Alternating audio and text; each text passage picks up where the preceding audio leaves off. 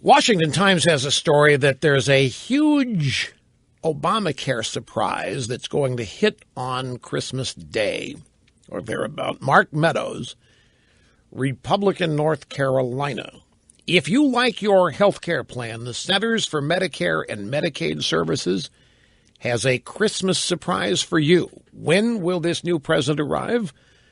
December 25th. In an ongoing effort to keep Obamacare numbers elevated, the Centers for Medicare and Medicaid Services has embarked on the next step of its government takeover of health care. It seems that the Centers for Medicaid Services taking a page from Jonathan Gruber's book.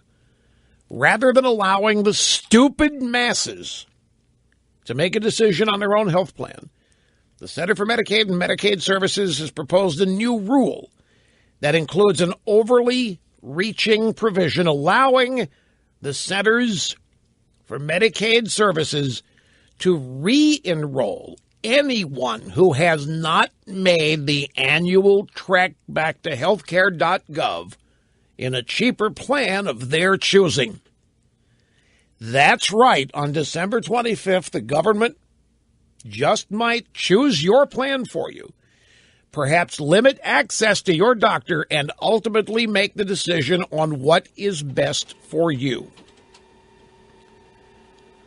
Not to worry, because the Centers for Medicaid Services will use a blindfold to pick your plan. The agency will select your plan without knowing your medical history, and they'll do so without knowing if you're currently undergoing treatment or working with a specific doctor, and they will do so without knowing your financial status. Despite the fact that the millions of people who had already enrolled chose the plan that they believe was best for them, you could still have your plan taken out from under you and switch, is what this is about.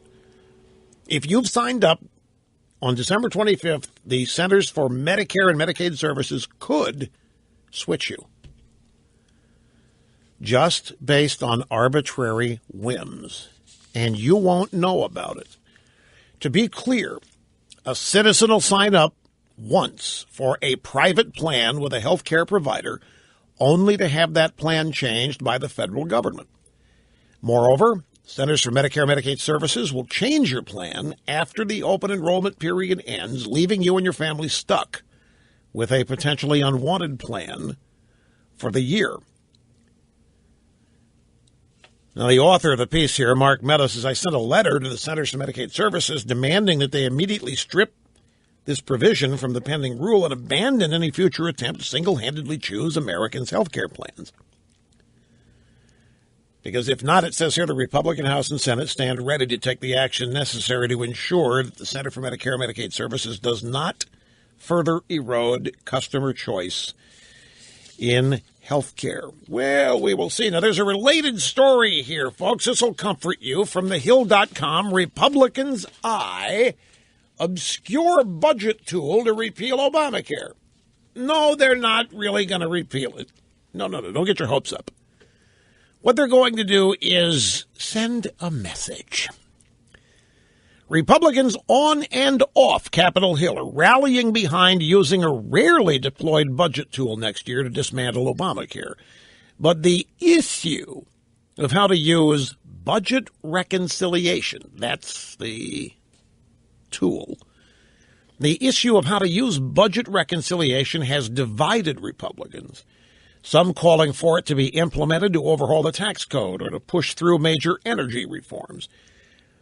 Now, budget reconciliation is useful because it could allow newly empowered Senate Republicans to pass legislation with a 51-vote simple majority instead of the usual 60 votes, which, of course, would greatly increase the chance of moving legislation to Obama's desk. Now, while Obama is certain to veto anything that tries to roll back Obamacare, Republicans increasingly see budget reconciliation as an important messaging tool to help paint a contrast with Democrats on Obamacare ahead of 2016.